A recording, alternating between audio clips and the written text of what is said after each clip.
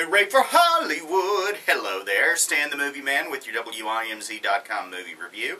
This week, the votes at WIMZ.com sent me to see Looper, starring Bruce Willis, Joseph Gordon-Levitt, Emily Blunt, and more. The story is of a near future, 2044, where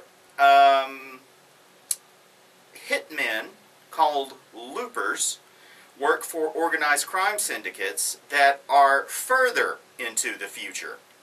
Time travel is illegal, but these syndicates use it to send people they want disposed of to the past, where the loopers kill them and dispose of their bodies. Now, even if a body is found, it is somebody who doesn't exist yet, so they'd be impossible to identify. So it's really kind of the perfect way for the bad guys of the future to dispose of their enemies. One of these loopers is named Joe, who is played by Joseph Gordon-Levitt, and he works with a group of other loopers. They are paid in silver strapped to the bodies of the people they kill. Now, if you kill a guy and you find out that your payment is in gold, that means you have killed your future self, and the loop is closed. Now,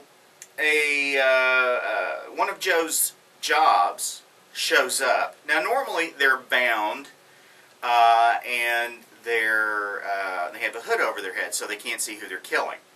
But one of Joe's shows up and it isn't wearing a hood, and he can see it's his future self, played by Bruce Willis.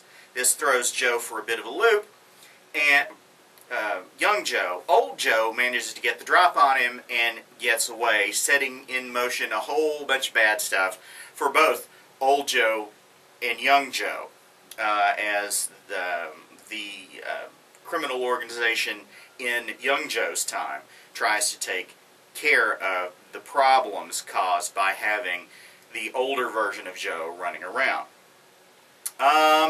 Emily Blunt is a woman who helps young Joe out, and she becomes his love interest. The movie is really, really good.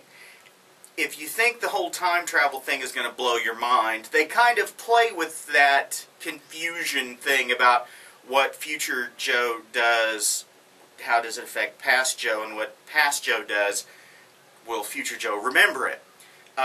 They kind of play with that a little bit, but not so much as it sort of plays with your head.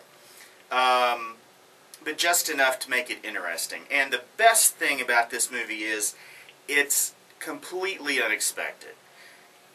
Anything you think you figured out is going to happen, you're probably wrong. It throws plenty of surprises in there, but they're not surprises that don't make sense. They're not quirks or zigzags just for the sake of doing something different. They make sense within the story.